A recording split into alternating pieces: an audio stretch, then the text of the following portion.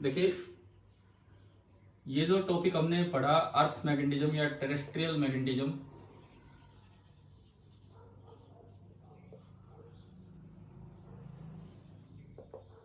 आज शाम को आपका टेस्ट होगा केवल इसी टॉपिक पे, केवल अर्थ मैग्नेटिज्म के ऊपर। ठीक है, इससे पीछे वाला मैग्नेटोस्टैटिक्स नहीं, केवल अर्थ मैग्नेटिज्म के ऊपर आपका टेस्ट होगा। और तैयारी रखना इसकी, आसान ही पेपर होगा, लेकिन फिर भी एक बार रिवीजन कर लेना अपना अर्थ मैग्नेटिज्म का। तो अभी मैं फिर पूछता हूँ, इसमें कोई डाउट्स है क्या?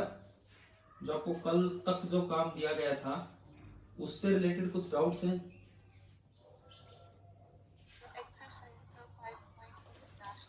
एक बार दोबारा बोलो, क्या कह रहे हो? कौन सा?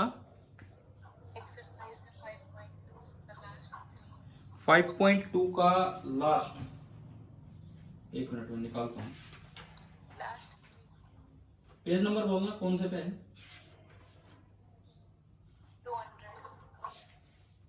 200, ठीक है। 5.2 का कौन सा पार्ट पूछ रहे हो? पार्ट एक बार और बताओ। लास्ट 5.2 का लास्ट 3, लास्ट के तीनों। चलो देखो, एक बार हम ये सारे डिस्कस कर ही लेते हैं 5.2, क्योंकि एक और बच्चे ने भी कल डाउट भेजा था, शायद हो सकता है आपने भेजा, पता नहीं, कि 5.2 बता देना। अब लेकिन इसके नीचे एक चीज, एक पॉइंट लिखा हुआ है कि exercise 5.2 is meant only mainly to arouse your curiosity, answers to some question above are tentative और अननोन। ये कह रहे हैं इसमें कुछ ऐसे भी सवाल पूछे गए हैं सेकंड क्वेश्चन में जिनके आंसर अभी तक नहीं पता है। Brief answers wherever possible are given at the end, for details you should consult a good text on geomagnetism. तो जो ये वाला जो क्वेश्चन है, NCERT page number 200, question number 5.2, दरअसल ये थोड़े आपके सिलेबस से बाहर भी जा रहे हैं, मतलब सिलेबस तक लिमिटेड नहीं है। जियोमैग्नेटिज्म पे जनरल क्वेश्चन सर ये कह रहा है कि सबके तो आंसर भी नहीं है, जितना पॉसिबल हुआ बोले आंसर पीछे दिए हैं, तो एटलीस्ट हमें इस क्वेश्चन को विद आंसर पढ़ना चाहिए। जैसे पहला, मैं सारे ही पार्ट डिस्कस कर रहा हूं। A part, the earth's magnetic field varies from point to point in space, does it also change with time? If so, on what time scale does it change appreciably? क्या मैंने कल एक idea दिया था आपको रिवर्सल का, 171 reversal, बताओ। एक आइडिया दिया था कि पिछले इतने मिलियन ईयर्स में, नियरली 10⁻7 ईयर्स में 171 बार ये अपनी डायरेक्शन बदल चुका है। तो क्या विद टाइम ये चेंज होता है कि नहीं होता है? मैग्नेटिक फील्ड ऑफ अर्थ होता है। विद पोजीशन तो हर जगह अलग अलग है ही, विद पोजीशन तो हर जगह अलग अलग है ही, लेकिन विद टाइम भी ये चेंज होता है। अब ये आंसर लिखता है पीछे, yes it does change with time. भैया टाइम के साथ चेंज हो रहा है। आंसर दिया हुआ पेज नंबर 296 पे। Time scale for appreciable change is रफली अ फ्यू 100 ईयर। यार कुछ 100 साल में तो एक जनरेशन तो पूरी खत्म हो चुकी होती है, डेफिनेटली एक दो जनरेशन आगे बढ़ चुके होते हैं हम। तो मतलब एक जनरेशन अपने जीवन काल में इतना ऑब्जर्व नहीं कर पाती कि कुछ चेंज हो रहा है।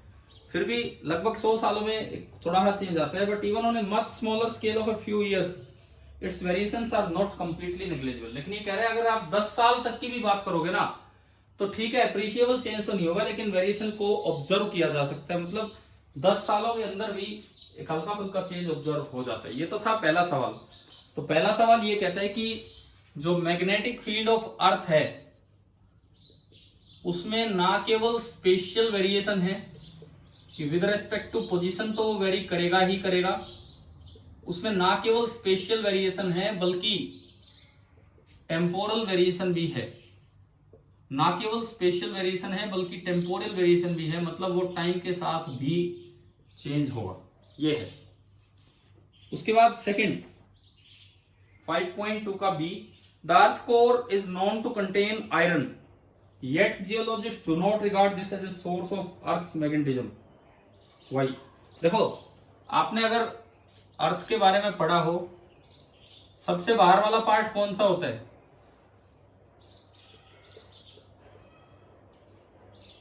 पढ़ेंगे नहीं है 3 part?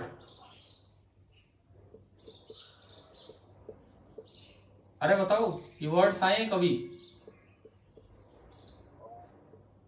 Crust mantle core.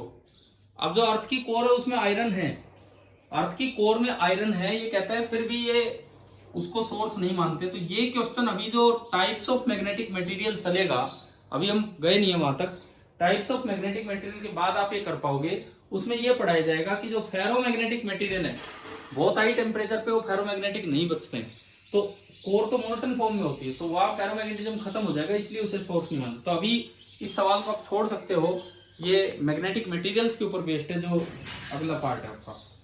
Third C part, the charge current in the outer conducting region of earth core are thought to be possible for earth magnetism. What might be the battery to sustain these currents. देखो ये hypothetical type question बन रहे हैं, hypothetical नहीं, अभी जिनके answer unknown है वो। ये कहता है कि जो कोर तो मोल्टन है, लेकिन कोर का जो आउटर पार्ट है, कोर का जो आउटर पार्ट है उसमें कुछ सर्कुलेटिंग करंट्स बने रहते हैं, क्योंकि मैग्नेटिक फील्ड तो तभी आएगा जब चार्ज इन मोशन हो, कहीं ना कहीं चार्ज इन मोशन होना चाहिए, तभी जाके मैग्नेटिक फील्ड बनेगा। तो ये कह रहा है कि ये जो आउटर पार्ट ऑफ कोर है, यहाँ पे ये चार्जेस सर्कुलेटिंग करंट बना देते हैं, हो सकता है इसकी वजह से मैग्नेटिक फील्ड हो। तो सर्कुलेटिंग करंट बना, तो उसका मोशन आया कहां से? करंट के लिए किसी बैटरी की जरूरत पड़ती है, तो मोशन आया कहां से? अब पीछे आंसर देखो, C part, one possibility is the radioactivity in the interior of earth, but nobody really knows. You should consult a good modern text on geomagnetism for proper view of the question. भाई इन्होंने तो आपको question देके छोड़ दिया। ये कह रहा है एक पॉसिबल रीजन जो आप याद कर जाना कि रेडियोएक्टिविटी, अर्थ के अंदर रेडियोएक्टिविटी होती है। अब रेडियोएक्टिविटी क्या होती है ये हम आगे मॉडर्न फिजिक्स में पढ़ेंगे, कि अपने आप किसी चीज से अल्फा बीटा गामा पार्टिकल निकलना, तो हो सकता है उस वजह से वो मोशन में हो, रेडियोएक्टिविटी की वजह से काइनेटिक एनर्जी आ रही है और वो मोशन में हो। This is one of the possible reason. देखो ये हमें क्या क्या याद करवाया, ये याद करने वाले क्वेश्चन है जो हम, बाकी इनके बारे में तो आप कितना ही पढ़ लो जियोमैग्नेटिज्म की बुक से। पहला सवाल है, क्या अर्थ का मैग्नेटिक फील्ड टाइम के साथ वेरी हो रहा है? बिल्कुल वेरी हो रहा है। एप्रिशिएबल चेंज तो 100 सालों में दिखते हैं, लेकिन 10 साल में भी ठीक ठाक सा चेंज महसूस किया जा सकता है। दूसरा सवाल कि ये कोर में आयरन है, फिर भी इसकी वजह से अर्थ का मैग्नेटिक फील्ड नहीं है। ये दरअसल मैग्नेटिक प्रॉपर्टीज वाले चैप्टर जो अभी अगला पार्ट आना उस पर डिपेंड कर रहे हैं, परंतु आयरन होने से इसलिए मैग्नेटिक फील्ड नहीं है क्योंकि वहां आयरन मोल्टन फॉर्म में, तो फेरोमैग्नेटिज्म की प्रॉपर्टी नष्ट कर देता है। ये हम पढ़ेंगे आगे। तीसरा सवाल कि जो कोर का आउटर पार्ट है उसमें सर्कुलेटिंग करंट बनते हैं, तो कई सोचते हैं कि इसकी वजह से अर्थ का मैग्नेटिक फील्ड हो, क्योंकि कारण तो आज तक नहीं पता किसी को। तो वहां जो सर्कुलेटिंग करंट बने हैं उनके लिए बैटरी का काम कौन करता है, जो करंट मेंटेन करवा रहे हैं? तो उसका रीजन हम याद कर ले बस, कि radioactivity in the interior of अर्थ। अब रेडियोएक्टिविटी मॉडर्न फिजिक्स में पढ़ेंगे। चौथा सवाल, फोर्थ पार्ट देखें, द अर्थ में have even reverse the direction of field several times during its history of 4 to 5 billion years. Billion चला जाता है 10 की पावर 9, मिलियन होता है 10 की पावर 6, बिलियन, ट्रिलियन, इस तरह से आगे बढ़ते हैं। तो कहते हैं पिछले इतने सालों में बहुत बार अर्थ का जो फील्ड है वो अपनी डायरेक्शन रिवर्स कर चुका है। ये मैंने आपको एक डाटा भी दिया था। How can geologist know about the earth field in such distant path? ठीक है, आपने डाटा पढ़ दिया, लेकिन कह रहे इतने बिलियन, मिलियन, बिलियन ईयर्स पीछे का ये सब कहां से मेजर कर लाते हैं कि भाई अर्थ की डायरेक्शन ये थी, फील्ड की ये थी? जैसे पता है रेडियोएक्टिविटी की मदद से, आपने कभी छोटी क्लास में आया हो carbon dating, carbon dating word सुना है क्या? Carbon dating, yes sir. तो कार्बन डेटिंग की मदद से हम पढ़ेंगे रेडियोएक्टिविटी के टाइम। कार्बन डेटिंग की मदद से रेडियोएक्टिविटी का यूज करके ये बता दिया जाता है कि ये सैंपल कितने टाइम पहले जीवित था। कोई भी फॉसिल मिला, ये जीवित कब था, ये कौन से समय का है, कितने साल पहले का है, तो उससे डेटिंग होती है भाई ये कब का है, इस तरह से। ऐसे ही वो कार्बन डेटिंग एक रेडियोएक्टिविटी पे बेस्ड है। ऐसे ही जो रॉक्स होती हैं, रॉक्स में जो आयरन मटेरियल होता है उसकी कुछ मैग्नेटाइजेशन हो चुका होता है उस समय के फील्ड की वजह से, तो उसके मैग्नेटाइजेशन को देख के कि किस तरह का मैग्नेटाइजेशन है, और कार्बन डेटिंग से ये पता लगा लेते कि कब का वो है। देखो एक रॉक का पीस मिला आपको और उसमें पता लगा इधर नॉर्थ पोल बना हुआ है और इधर साउथ पोल बना हुआ है। कार्बन डेटिंग से पता लगा लिया कब का वो ये पीस है, उसके अंदर कोई फॉसिल्स वगैरह हो जाते हैं उससे। तो उस समय अर्थ का मैग्नेटिक फील्ड इधर हुआ करता था। फिर कोई और रॉक पीस मिला जिसमें कुछ फॉसिल्स भी सबमर्ज्ड होते हैं उसी के अंदर, उसमें पता लगा नॉर्थ साउथ ऐसे बने हुए हैं, तो यानी कि उसकी डेटिंग करके पता लगा है कि नॉर्थ से साउथ मतलब फील्ड की डायरेक्शन इधर है, साउथ से नॉर्थ। तो इस तरह से जो पुराने चीजों के बारे में पढ़ते रहते हैं आर्कियोलॉजिस्ट वगैरह, और ये सब इनसे पता लगा लेते हैं। अब एक बार इसका आंसर पढ़ते हैं, ये है डी पार्ट। ये लिखता है earth's magnetic field gets weakly recorded, weakly मतलब हल्का फुल्का रिकॉर्ड हो जाता है, in certain rocks during solidification. Analysis of this rock magnetism offers clue to geomagnetic history. भाई इससे बस एक आइडिया लगाया गया है कि इतना चेंज हुआ होगा। ठीक है, अगला पार्ट पढ़ते हैं, ई part. The Earth's field departs from its dipole shape substantially at large distances greater than about 30,000 kilometre. अगर आप 30,000 किलोमीटर की हाइट पे चले जाते हो तो वहां पे अर्थ का फील्ड ऐसा नहीं रहता जैसा कि हम नॉर्मली एक मैग्नेट बना के दिखाया हमने, अर्थ के अंदर एक बड़ा मैग्नेट माना, अर्थ के अंदर एक बड़ा मैग्नेट माना और उसकी वजह से हमने सारा फील्ड मान लिया, मतलब वो डाइपोल टाइप स्ट्रक्चर मान लिया कि अर्थ के मैग्नेट की भी ऐसी स्ट्रक्चर है। लेकिन ये कहता है कि अगर आप बहुत हाइट पे चले जाए, 30,000 किलोमीटर हाइट पे चले जाए, तो वहां पे ये फील्ड डिस्टॉर्ट हो जाते हैं। तो इसका क्या कारण है, मतलब ये मैग्नेटिक डाइपोल टाइप फील्ड लिखा नहीं जा सकता, इसका क्या कारण है? आंसर पढ़े ई पार्ट। एट लार्ज डिस्टेंसेज, अगर आप बहुत ज्यादा डिस्टेंसेज पे देखेंगे तो लिखता है the field gets modified due to the field of ions in motion in the earth ionosphere. The latter is sensitive to extra terrestrial disturbances such as solar wind. देखो, अर्थ का मोशन है, अर्थ का खुद का मोशन है, उसका field मतलब अर्थ के अंदर चार्ज पार्टिकल मूव कर रहे होंगे, उसकी वजह से तो फील्ड हमने पढ़ा कि दिस इज इक्वल टू जैसे एक नॉर्थ पोल है एक साउथ पोल है और ऐसा फील्ड बन गया, बाहर आएगा यूं और अंदर यूं ये।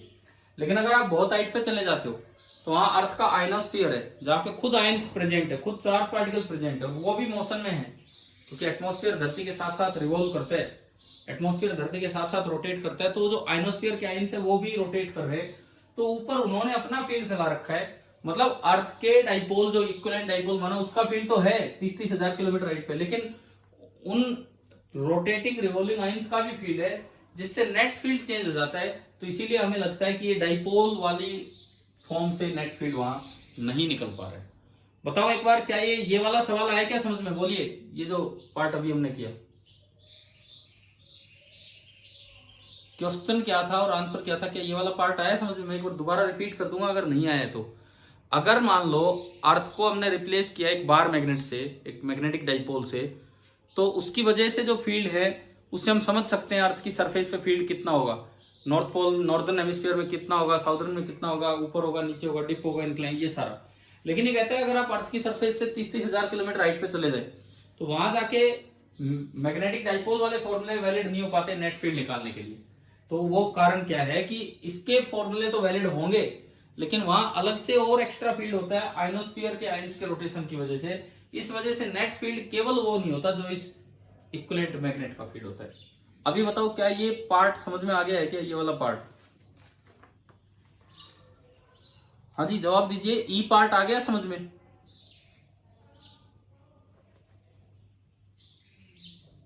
ई पार्ट आ गया समझ में? एफ पार्ट पे चलते हैं, लास्ट पार्ट इस क्वेश्चन का।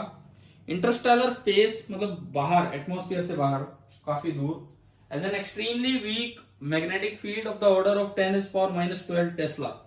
ये कह रहा है अगर आप काफी बाहर भी चले जाए अर्थ से काफी दूर, वहां भी 10⁻⁻12 टेस्ला के आसपास का फील्ड होता है। Can such a weak field be of any significant consequence explain. ये कह रहा है कि अर्थ से काफी दूर आप चले गए, वहां भी हल्का फुल्का मैग्नेटिक फील्ड है, तो क्या इतना वीक मैग्नेटिक फील्ड भी किसी काम का होगा ऊपर? अब पढ़ते हैं इसका answer, F part. From the relation R is equal to mv upon QB। ये कहता है कि अगर एक मैग्नेटिक फील्ड में कोई परपेंडिकुलर एंट्री ले चार्ज पार्टिकल, तो रेडियस का फॉर्मूला होता है mv upon QB। An extremely minute field bands charge particle in a circle of very large radius. देखो R का फॉर्मूला है mv अपॉन QB। अगर B कम होगा तो इसका मतलब है कि R ज्यादा होगा, अगर B कम होगा तो इसका मतलब है कि R ज्यादा होगा। तो ये कहता है बहुत हल्का सा फील्ड भी चार्ज पार्टिकल को डिफ्लेक्ट करा सकता है, उन्हें एक लार्ज रेडियस के सर्कल में रोटेट करवा सकता है। Over a small distance the deflection due to circular orbit of such large radius may not be noticeable. ये कह रहे हैं अगर रेडियस बड़ा होगा तो थोड़ी दूर में वो डिफ्लेक्शन नोटिस नहीं होता। जैसे अर्थ का रेडियस बहुत बड़ा है 6400 किलोमीटर, तो मैं यहां से वहां तक देखूं तो मुझे तो गोल नजर आ ही नहीं रही, मुझे तो फ्लैट ही नजर आती है। लेकिन अगर आप थोड़ी लार्ज डिस्टेंस पे देखेंगे तो वो आपको डिफ्लेक्शन महसूस होगा। ये लिखता है but over the genetic interstellar distances the deflection can significantly affect the passage of charge particle, for example cosmic rays. ये कहता है कि अर्थ के बाहर बहुत कमजोर फील्ड है, उससे रेडियस बहुत बड़ा बन जाएगा। रेडियस बहुत बड़ा बनने का मतलब है कि बहुत हल्का फुल्का डिफ्लेक्शन होगा, बहुत ही हल्का फुल्का डिफ्लेक्शन। लेकिन वो डिफ्लेक्शन कॉस्मिक रेज के केस में हमारे लिए यूजफुल होता है, उनको बेंड करवा देता है। इस तरह के कुछ क्वेश्चन थे, 5-6 पार्ट थे, जो जितना समझ में आए उतना आप ध्यान रख सकते हैं, बिकॉज ये इन्होंने आपकी जनरल नॉलेज बढ़ाने के लिए या जियोमैग्नेटिज्म की तरफ इंटरेस्ट बनाने के लिए सवाल दिए थे। चलो भाई और बताओ, इसके बाद कोई और सवाल आपने किया हो और प्रॉब्लम आई हो? 5.9। थोड़ा दोबारा बोलो, जोर से बोलो, कौन सा? 5.9। 5.9। चलिए 5.9 देखते हैं क्या है।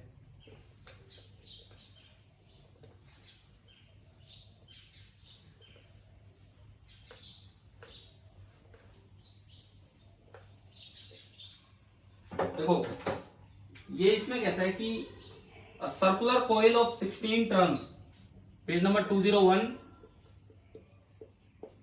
Question number 5.9। भाई बुक तो सभी साथ लेके बैठना एटलीस्ट, जब भी क्लास चल रही है उस वक्त। Circular coil of 16 turns and radius 10 centimetre carrying a current of 0.75 ampere. देखो नंबर ऑफ टर्न्स दे दिए 16, रेडियस दे दिया 10 सेंटीमीटर यानी कि 0.1 मीटर, करंट दे दिया 0.75 एम्पियर। ये है rest with its plane normal to an external field of magnitude 5 × 10⁻² tesla. आपको B दे दिया मैग्नेटिक फील्ड 5 × 10⁻² टेस्ला, और ये इस तरह से रखा हुआ है कि जो इसका प्लेन है वो परपेंडिकुलर है किसी एक्सटर्नल मैग्नेटिक फील्ड के। जो भी उसका प्लेन है, जैसे मान लो ये मैंने बोर्ड के प्लेन के परपेंडिकुलर मान लिया, तो बी इधर है, जिसका प्लेन है वो बी के परपेंडिकुलर है, इस तरह से। अब ये कहता है the coil is free to turn about an axis in its plane perpendicular to the field direction. ये कह रहा है इसके प्लेन में एक एक्सिस माना और जो फील्ड के परपेंडिकुलर, तो इसके प्लेन में एक एक्सिस माना और जो फील्ड के परपेंडिकुलर, और इसके अबाउट ये कॉइल क्यों घूम सकती है। इन्होंने बोला कि ये कॉइल इसके अबाउट घूम सकती है, कुछ ऐसा दिया गया है। When the coil is turned slightly and released, देखो सबसे पहली बात, मान लो इसमें करंट ऐसे है, तो जो PM है वो इसका इधर ही होगा, PM वो होगा number of turns into I into cross section area πr², और B भी इधर है। अभी का डायग्राम देख के बताओ ये स्टेबल इक्विलिब्रियम में है कि अनस्टेबल इक्विलिब्रियम में? अभी का डायग्राम देख के बताओ ये स्टेबल इक्विलिब्रियम में है कि अनस्टेबल इक्विलिब्रियम में? स्टेबल। एट प्रेजेंट ये स्टेबल इक्विलिब्रियम में। मैं एक्सिस ऑफ रोटेशन लेना है मुझे, जिसके अबाउट इसे टर्न करना है। वो कहा है एक तो इसके प्लेन में लो, एक तो इसके प्लेन में लो और बी के परपेंडिकुलर। तो मैं आपको थोड़ा आसानी से समझाने के लिए ये एक्सिस लेता हूं। ये देखो ये बी के परपेंडिकुलर भी है और इसके प्लेन में भी है। सपोज कीजिए इस एक्सिस के अबाउट मैं इसको थोड़ा सा टर्न करूं, इस एक्सिस के अबाउट मैं यूं टर्न करूं, यूं ऊपर की तरफ, तो बी तो चेंज होगा नहीं, केवल जो पीएम है उसकी डायरेक्शन चेंज हो जाएगी। ये लिखता है if it is turn slightly and release, थोड़ा सा टर्न करके और छोड़ दिया जाए, it oscillates about it's stable equilibrium with a frequency of 2 second inverse. What is the moment of inertia of the coil about its axis of rotation. देखो मैंने आपको एक फॉर्मूला बताया था कि टाइम पीरियड होता है 2π into √I upon PM into B. बताओ ये पढ़ा था क्या हमने? ये आया कैसे, वो भी आसान सा है। पहले टॉर्क लिख लो, P into B into sine theta, for small angle sine theta को थीटा लिख दो, टॉर्क को लिख लो I इंटू अल्फा, तो अल्फा आ गया PM B upon I into theta, alpha को लिख लो ω² थीटा, थीटा से थीटा कैंसिल, वहां से ओमेगा आ गया PM into B upon I का √, और टाइम पीरियड होता है 2π/ω, तो यहां से ये आ गया। और फ्रीक्वेंसी होती है 1 अपॉन टाइम पीरियड, जैसा कि इस सवाल में दिया गया है। तो that is 1/2 pi and under root P M into B upon I. अब देखो फ्रीक्वेंसी आपको दी गई है, लिखी थी 2 सेकेंड इनवर्स, 2 पाई तो एक कांस्टेंट है, पी एम आप यहां से निकाल लोगे, N I pi I R square सब कुछ दे रखा है, बी भी दे रखा है, तो इस इक्वेशन से आप सोल्व कर लेंगे। ये आई करंट नहीं है, ये आई करंट नहीं है, मैं इसको आई मोमेंट ऑफ इनर्शिया है, ये आई अलग है, ये करंट वाला आई है, तो थोड़ा ये ध्यान रखना। अभी बताओ ये सवाल हो जाएगा भी जिसने भी पूछा था? हाँ जी क्लियर है, ठीक है। क्वेश्चन नंबर 10 के साथ ना ब्रैकेट में ये लिख लेना, इन्होंने वैल्यू दी नहीं है जिसकी जरूरत पड़ती है, cos of 22 degree is equal to 0.9272।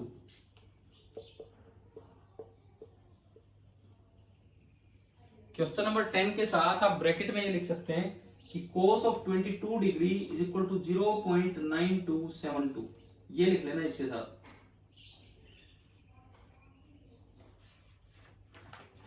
हाँ अब ये बताओ, ये जो मैंने कल नल पॉइंट वाला करवाया था, क्या ये हो गए क्या दोनों सवाल 13 और 14? अरे किए हैं नहीं किए हैं, कोई जवाब नहीं आ पा रहा है, बहुत बहुत बार पूछ रहा हूं मैं। 13 14 दोनों हो गए कि नहीं हुए?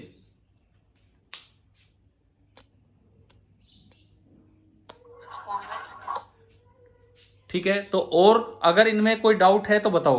अर्थ मैग्नेटिज्म में यहां तक कोई भी जितना भी पार्ट हमने किया, इसमें कोई डाउट हो तो, क्योंकि आज आपका टेस्ट है अर्थ मैग्नेटिज्म के ऊपर, इसीलिए ही मैं इतनी बातें पूछ रहा हूं।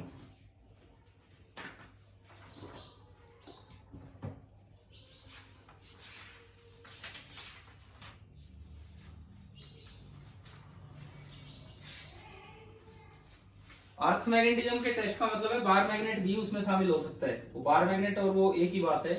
अर्थ मैग्नेटिज्म बोलिए चाहे बार मैग्नेट बोलिए, कोई डिफरेंस है नहीं उन चीजों में।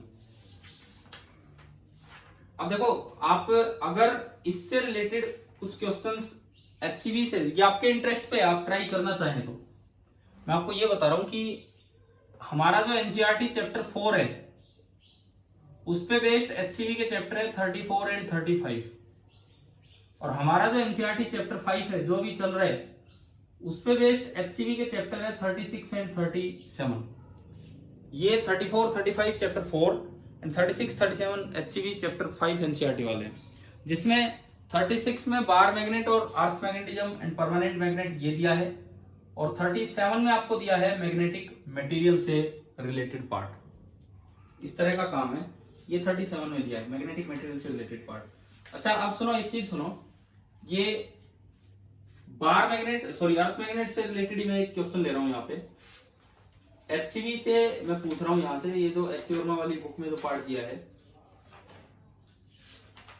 देखो इन्होंने पूछा है पिक द करेक्ट ऑप्शन। अब कोई बात नहीं, आपने बुक अगर नहीं भी खोली है तो मैंने एचसीवी पेज नंबर 277 से एक क्वेश्चन लिया है अभी।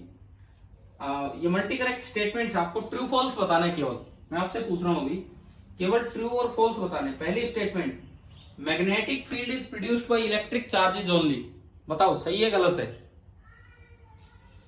Magnetic field is produced by electric charges only,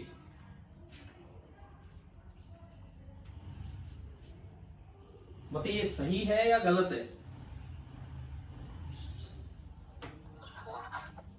एक बार बताओ सोच के, magnetic field is produced by electric charges only. देखो इलेक्ट्रिक फील्ड का पॉसिबल जो सोर्स होता है that is electric charges at rest, और मैग्नेटिक फील्ड का जो पॉसिबल सोर्स होता है that is electric charges in motion, बस यही होते हैं। तो अब आप बताओ ये स्टेटमेंट सही है कि गलत है? पहली statement, magnetic field is produced by electric charges only, सही है कि गलत है? मैं फिर से बोलता हूं, इलेक्ट्रिक फील्ड प्रोड्यूस करते हैं इलेक्ट्रिक चार्ज, और मैग्नेटिक फील्ड प्रोड्यूस करते हैं मूविंग चार्ज। अब ये स्टेटमेंट आती है magnetic field is produced by electric charges only, सही है कि गलत है? गलत है। गलत है तो और कौन सोर्स है इसका, आप बताओ। Magnetic field is produced by electric charges only, इसके अलावा फिर और क्या सोर्स है?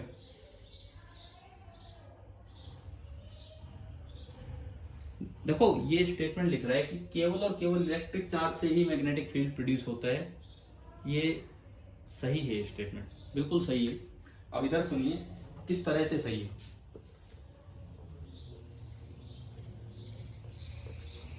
कैसे सही है इस चीज को हम समझे यहां से।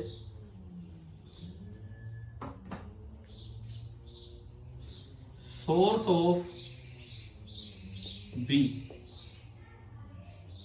बस दो ही तरह के सोर्स होते हैं, या तो मूविंग चार्ज या फिर दूसरा होता है electric field as a function of time. दो ही सोर्स होते हैं, या तो मूविंग चार्ज या electric field as a function of time.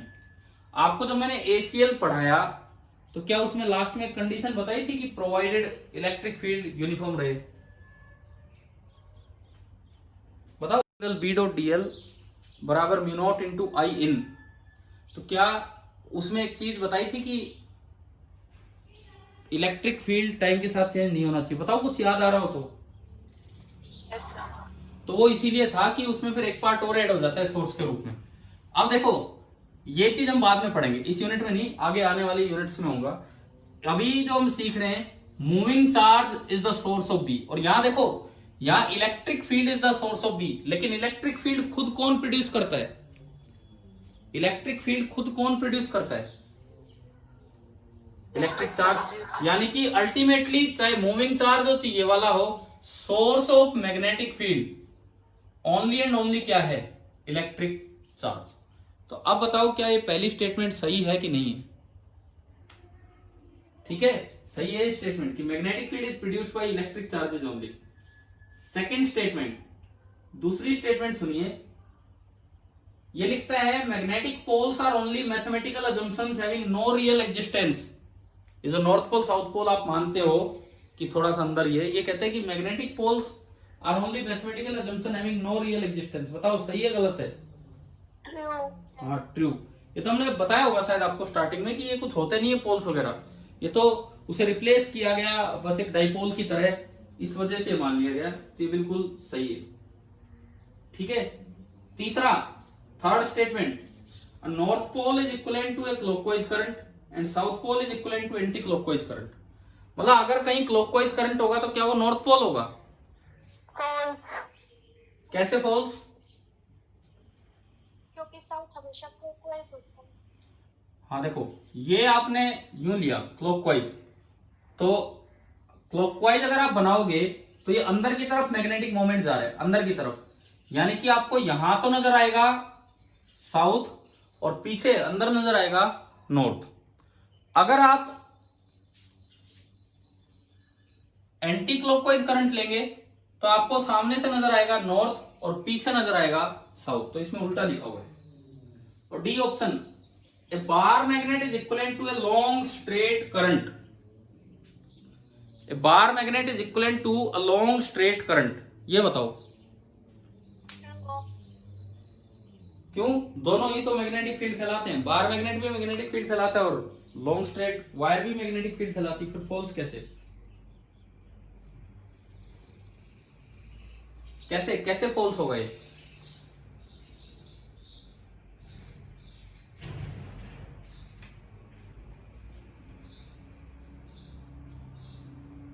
कैसे फॉल्स होगा? सुनो, जो बार मैग्नेट होता है, बार मैग्नेट, उसमें आप पोल्स असाइन कर सकते हो, एक नॉर्थ और एक साउथ। उसका आप मैग्नेटिक मोमेंट लिख सकते हो QM इंटू LN। लेकिन एक स्ट्रेट वायर में आप कभी भी मैग्नेटिक मोमेंट नहीं लिख पाओगे, स्ट्रेट वायर में आप कभी भी पोल असाइन नहीं कर पाओगे, तो वो दोनों इक्विवेलेंट नहीं है। आप ये बताओ, आपसे पूछा जाए कि क्या हर मैग्नेटिक कॉन्फ़िगरेशन में आप पोल्स असाइन कर सकते हो कि भाई इधर नॉर्थ पोल और इधर साउथ पोल है? बताइए, क्या हर एक मैग्नेटिक कॉन्फ़िगरेशन में आप पोल्स असाइन कर सकते हैं कि इधर नॉर्थ पोल होगा और इधर साउथ पोल होगा? तो क्या कब कर पाएंगे और कब नहीं कर पाएंगे? कब तुम पोल्स असाइन कर पाएंगे, कब नहीं कर पाएंगे? अगर आप किसी भी मैग्नेटिक कॉन्फ़िगरेशन का मैग्नेटिक मोमेंट लिख पा रहे हैं, अगर आप किसी भी मैग्नेटिक कॉन्फ़िगरेशन का मैग्नेटिक मोमेंट नॉन जीरो लिख पा रहे हैं, तो इसका मतलब उसमें पोल्स हैं। और अगर आप मैग्नेटिक मोमेंट नहीं लिख पा रहे हैं तो इसका मतलब उसमें पोल्स नहीं है। मैग्नेटिक मोमेंट लिख पा रहे हैं तो पोल्स हैं, और मैग्नेटिक मोमेंट नहीं लिख पा रहे हैं तो उसमें पोल्स नहीं है। जैसे देखिए बार मैग्नेट होता है, आपको 2-4 एग्जांपल देके बताता हूं। बार मैग्नेट होता है नॉर्थ या साउथ, आप पोल क्यों लिख पा रहे हैं? क्योंकि उसका मैग्नेटिक मोमेंट है। बार मैग्नेट का मैग्नेटिक मोमेंट हम क्या लिखते हैं? QM इंटू LM लिखना आता है ना हमें बार मैग्नेट का मैग्नेटिक मोमेंट, ठीक है। सर्कुलर करंट कैरिंग वायर है, यूं करंट आ रहा है, आप बोल देते हैं ये नॉर्थ है साउथ है। क्यों लिख पा रहे हैं? क्योंकि आपको मैग्नेटिक मोमेंट लिखना आता है I into pi R square. Solenoid है, सोलेनोइड है इस तरह का अरेंजमेंट, सोलेनोइड यहां से डॉट यहां क्रॉस, करंट ही करंट है, यूं करंट आ रहा है, आप लिख पा रहे हो कि ये नॉर्थ ये साउथ। क्यों लिख पा रहे हो? क्योंकि आप इसका मैग्नेटिक मोमेंट लिखना जानते हो, number of turns N into L, current through each turn and area of each turn where this is A। तो ये मैंने 2-3 अरेंजमेंट दिए जिनमें आप साउथ नॉर्थ पोल लिख पा रहे थे, क्योंकि आपको मैग्नेटिक मोमेंट पता है। एक स्ट्रेट करंट कैरिंग वायर है, चाहे वो मैग्नेटिक फील्ड फैलाती हो। क्या हमने आज तक स्ट्रेट करंट कैरिंग वायर का मैग्नेटिक मोमेंट लिखना सीखा है क्या? Straight current carrying wire, circular current carrying wire का तो मैग्नेटिक मोमेंट होता है करंट इनटू एरिया, लेकिन स्ट्रेट करंट कैरिंग वायर का कोई मैग्नेटिक मोमेंट नहीं होगा। तो यहां पे सिंस मैग्नेटिक मोमेंट आप नहीं लिख पा रहे हो, so north and south poles can not be assigned. तो आप इसको नॉर्थ और साउथ पोल नहीं दे सकते हैं कि किधर है किधर नहीं। Similar arrangement toroid, toroid, toroid में भी ये बार बार क्या होता है, ये घूमते रहते हैं, इस तरह के दुनिया भर के सर्कुलर कॉइल्स हैं। तो आप नॉन जीरो मैग्नेटिक मोमेंट लिख ही नहीं पाओगे, ये सारे कैंसिल आउट हो जाते हैं। तो आप PM नहीं लिख पा रहे हो, इस वजह से टोरॉइड में भी कोई नॉर्थ पोल नहीं बता सकते और कोई साउथ पोल नहीं बता सकते हो। तो अभी बताओ कि आपको समझ में आ गया कि कब तो पोल्स असाइन होंगे और कब नहीं होंगे? हाँ जी बोलिए, क्या पोल्स कब असाइन कर पाओगे कब नहीं? क्या ठीक है, एक बार मैं आपको ये और बता देता हूँ कि ढंग से आपकी बुक में भी ये कहाँ लिखा होगा, ताकि आपको कभी पढ़ना हो वहां से आप पढ़ लें। NCERT बुक में जो चैप्टर नंबर आपका यही है लास्ट वाला, 5वां जो हम अभी पढ़ रहे थे, इसमें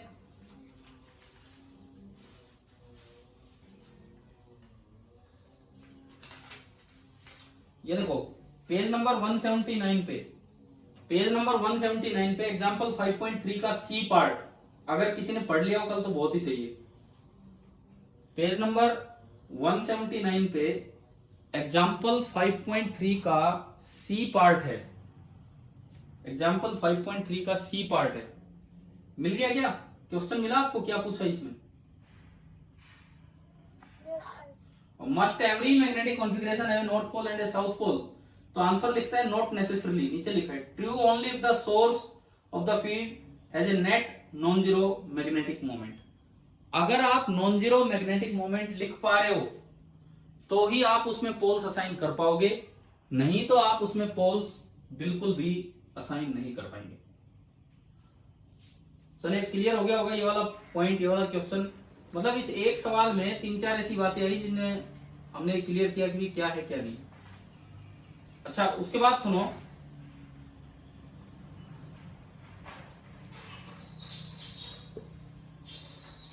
मैं आपको इस क्लास के बाद आपको कुछ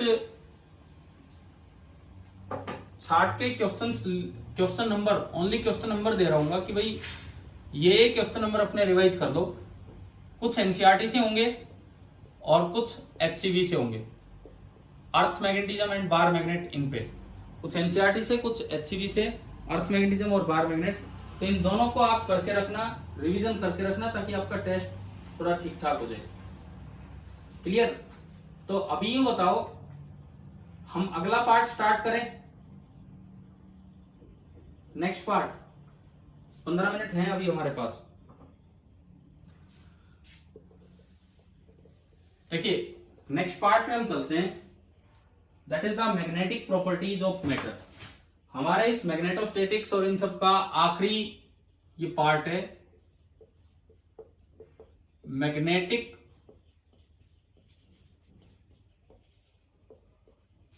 properties of matter, magnetic properties of matter, ये है आपका लास्ट पार्ट इस पूरे मैग्नेटिज्म वाले यूनिट का। अब देखो इसमें कुछ किस तरह की बातें चलनी है। अभी हो सकता है इस क्लास में मैं कोई टॉपिक ना लेके आपको एक इंट्रोडक्शन दूं कि इस पूरे पार्ट में होना क्या है, मैग्नेटिक प्रॉपर्टीज ऑफ मैटर में क्या होना है। सबसे पहली चीज यहां चलेगी टर्मिनोलॉजी।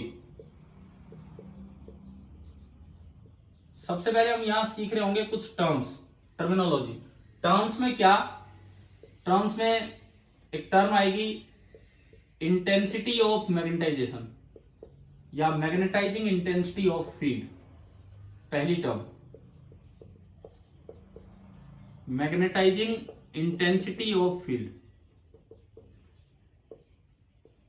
आप ये बताओ इलेक्ट्रिक फील्ड में इलेक्ट्रिक फील्ड इंटेंसिटी और इलेक्ट्रिक फील्ड स्ट्रेंथ, क्या दोनों में कोई डिफरेंस था या एक ही चीज है?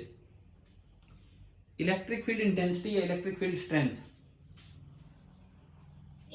एक ही चीज है और उसको सिंबल देते थे हम ई। यहां पे क्या होगा, मैग्नेटिक फील्ड स्ट्रेंथ तो बी होता है, लेकिन मैग्नेटाइजिंग इंटेंसिटी फील्ड की एक अलग पैरामीटर होगा जिसे हम सिंबल देंगे एच, इसे हम सिंबल देंगे एच। और बी और एच दो एक ही चीजें हैं, एक जैसी चीजें हैं, अलग अलग हैं लेकिन एक जैसी चीजें हैं, फील्ड की प्रॉपर्टी होती है। जैसे इनसे रिलेटेड अगर मैं बताऊं, वहां एक इलेक्ट्रिक डिस्प्लेसमेंट वर्ड कभी आया है क्या हमारा, उसमें डी सिंबल डी दिया हो कभी, इलेक्ट्रिक डिस्प्लेसमेंट? यस सर आया है। हाँ, तो जो ई और डी में रिलेशन है ना, ई और डी में आपस में, वैसा रिलेशन बी और एच में होता है, लेकिन वहां पे नाम थोड़ा सेपरेट है। एक को इलेक्ट्रिक डिस्प्लेसमेंट, यहाँ पे नाम एक जैसे से लगते हैं। मैग्नेटिक फील्ड स्ट्रेंथ का प्रॉपर नाम है मैग्नेटिक इंडक्शन, जो पुराना नाम था, और मैग्नेटाइजिंग इंटेंसिटी ऑफ फील्ड होता है एच, ये फील्ड की प्रॉपर्टी होती है। उसके बाद दूसरी टर्म देखो कितने एक जैसी सी टर्म्स लगती है, मैग्नेटाइजेशन, ये मटेरियल का होता है, मैग्नेटाइजेशन ऑफ मटेरियल। सिंबल भी बड़े कंफ्यूजिंग है, कोई एम यूज करता है, कोई आई यूज करता है, हर तरह के सिंबल चलते रहते हैं। ये अब एम, कई लोग वो हम जो पीएम बोल रहे हैं वहां भी एम यूज कर लेते हैं, तो अलग अलग सिंबल्स हैं, सारे चलते हैं, इस तरह का है। ये मटेरियल की प्रॉपर्टी होती है। तीसरी टर्म चलेगी मैग्नेटिक ससेप्टेबिलिटी, मैग्नेटिक ससेप्टेबिलिटी कुछ याद आया? इलेक्ट्रिक ससेप्टेबिलिटी एक टर्म आई थी कभी, यस क्या सिंबल था उसका? काई। काई, हाँ, तो यहां भी वो सिंबल काई है, चाहे नीचे एम लगा दो चाहे बी लगा दो, वो एक अलग बात है। तो एक तो हम पहले शुरुआत इस पार्ट की होगी, मैग्नेटिक प्रॉपर्टीज ऑफ मैटर वाले पार्ट की शुरुआत होगी यहां से, जिसमें ये कुछ टर्म्स होंगी, इन टर्म्स के बारे में हम पढ़ रहे होंगे, किसका क्या मतलब है क्या नहीं, और इसमें और म्यू आर में रिलेशन, जैसे वहां पे इसमें और एप्सिलॉन आर में रिलेशन निकाला था, यहाँ पे इसमें और म्यू आर में रिलेशन होगा। एक पार्ट तो इस चैप्टर का ये है। अच्छा, फिर दूसरा part,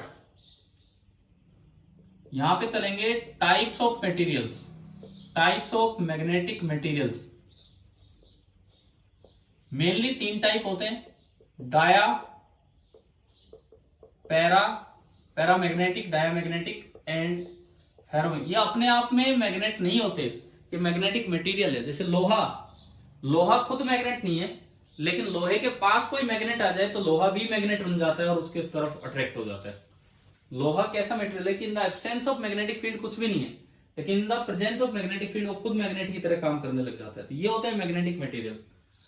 diamagnetic material, paramagnetic material, ferromagnetic, और फेरो के अलावा तो और भी टाइप चले जाते हैं, हम इतना नहीं पढ़ते हैं अभी 12th में वो, फिर भी अगर टाइम मिला तो मैं हल्का फुल्का बताऊंगा, इतना डिटेल में नहीं जाना होता, बस डाया फेरो फेरो तक पढ़ना होता है। एक होता है फेरी और एक होता है एंटी फेरो। फेरोमैग्नेटिक के अलावा दो और भी टाइप जाते हैं, फेरी मैग्नेटिक, एंटी फेरोमैग्नेटिक, उनको 12th में पूछते नहीं है वो चीजें, इसीलिए हम अवॉइड भी करेंगे। अगर एक एक लाइन 5-5 मिनट इनको देना होगा तो बता देंगे उस समय। ये दूसरा आपका टाइप चलेगा इस चैप्टर में, टाइप्स ऑफ मटेरियल के ऊपर, इनकी डिटेल हमें देखनी होगी। और जो तीसरा पार्ट चलेगा, थर्ड पार्ट, उसमें इनसे रिलेटेड एक टर्म आएगी हिस्ट्रीसिस। ये फेरो से रिलेटेड एक पार्ट है, हिस्ट्रेसिस कर्व। कभी हमने इलास्टिसिटी में ये वर्ड यूज किया, इलास्टिक हिस्ट्रेसिस, Yes. कि सोकर्स होते हैं, सोक एब्जॉर्बर, वो एनर्जी को एब्जॉर्ब कर लेते हैं, बताया होगा प्लस 1 में इलास्टिसिटी में। तो बिल्कुल ऐसी चीज यहाँ पे मैग्नेटिक हिस्ट्रेसिस आनी है। वहां पे तो हमारा स्ट्रेस स्ट्रेन कर्व था ना, एक स्ट्रेस स्ट्रेन कर्व प्लस 1 में। तो ऐसी जो कर्व होगी यहाँ पे जो कर्व बनेगी, स्ट्रेस स्ट्रेन कर्व ना बनके यहाँ पे कर्व बनेगी ये इंटेंसिटी और मैग्नेटाइजेशन, इनमें फील्ड कैसा बनेगा वो हमें देखना होगा। स्ट्रेस स्ट्रेन कर्व की बजाय ये वाला कर्व लेना होगा। अच्छा, उसके बाद हिस्ट्रेसिस के बाद ही यहाँ पे मटेरियल किस एप्लीकेशन के लिए कैसा यूज करना चाहिए, उसमें 3 चीजें हम पढ़ते हैं। परमानेंट मैग्नेट बनाने के लिए कैसा मटेरियल यूज करना चाहिए, इलेक्ट्रोमैग्नेट बनाने के लिए कैसा मटेरियल यूज करना चाहिए, और ट्रांसफॉर्मर की कोर बनाने के लिए कैसा मटेरियल यूज करना चाहिए। परमानेंट के लिए क्या, इलेक्ट्रोमैग्नेट के लिए क्या, और ट्रांसफॉर्मर की कोर के लिए क्या। और इनमें हिस्ट्रेसिस में कुछ टर्म्स आएंगी, रिटेंटिविटी एंड कोएर्सिविटी, उनको रिलेट करेंगे यहाँ पे कि मटेरियल कब कैसा यूज करना चाहिए उस चीज में। तो ये आपका आखिरी पार्ट होगा, मतलब अगले 1-2 दिन में हम ये वाला पार्ट भी कवर कर रहे होंगे। साथ में अब लगातार आज कौन सा डे है, Wednesday, Thursday, Friday and Saturday, आपके लगातार 4 दिन टेस्ट होंगे शाम को फिजिक्स में, छोटे छोटे पार्ट पे, पूरा मैग्नेटोस्टैटिक्स एक साथ नहीं। जैसे आज जो मैंने टेस्ट बोला है, आज के लिए बोला है अर्थ मैग्नेटिज्म के, आपकी क्लासेज ओवर होने के बाद, क्लास कितने बजे खत्म होती है शाम को? 7 बजे। तो थोड़ा तो गैप रखूंगा मैं, ऐसा नहीं है कि सीधा 7 बजे टेस्ट हो जाए, थोड़ा गैप तो हम रखेंगे। मान लीजिए कि 8 बजे टेस्ट कर देंगे आपका, आप आराम से फ्रेश होकर फिर टेस्ट दे देना। 8 बजे आपका एक टेस्ट रख देंगे इस चीज से रिलेटेड, ठीक है। या फिर आप अगर कल मॉर्निंग में देना चाहो तो वो बता दो, जैसे शाम की बजाय अगर आप अगले दिन मॉर्निंग में देना चाहते हो तो वो बता दीजिए कब आपके लिए सूटेबल होगा टेस्ट देना। टाइमिंग बताओ आप, सुबह या शाम को? हाँ जी, सुबह या शाम को बताइए। कुछ कह रहे हैं मॉर्निंग में, कुछ कह रहे हैं इवनिंग में। एक बार फिर से बताओ। एक तो शाम को तो फिर 8 बजे होगा, 7 बजे तक आपकी क्लासेज है तो 8 बजे होगा। और मॉर्निंग में तो आप जब चाहे तब हो सकता है, 7 बजे चाहे सुबह 7 बजे हो जाए। सुबह लेना है सर, सुबह शाम को ले लो सर। अरे यार ये क्या लड़ाई है। चलो कोई नहीं, देखते हैं हम। बना के भेज देना, बस वो वैसे भेज देंगे, जब देना हो तब दे लेंगे। हाँ जी, क्या कह रहे हो?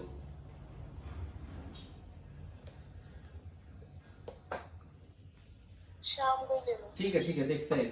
अब सुनिए, ये वाला पार्ट हम कल स्टार्ट करेंगे, मैग्नेटिक प्रॉपर्टीज ऑफ मैटर। मैंने आपको एक इंट्रोडक्शन दिया है कि इसमें क्या है। आज आप अर्थ मैग्नेटिज्म अपना रिवाइज कीजिए ताकि उस पर एक ठीक सा टेस्ट आज अगर शाम को होता है तो आप शाम को ही दे पाए, ठीक है। और अब लगातार 2-3 दिन थोड़ा सा ये आगे वाले काम के साथ रिवीजन पे फोकस कीजिए, ताकि कब है, मंडे को है ना आपका टेस्ट, मंडे, तो मंडे तक अपना ये चीजें ढंग से कवर हो और एक अच्छा फिर से टारगेट रहे कि 100 तक हम पहुंच पाए आउट ऑफ 180।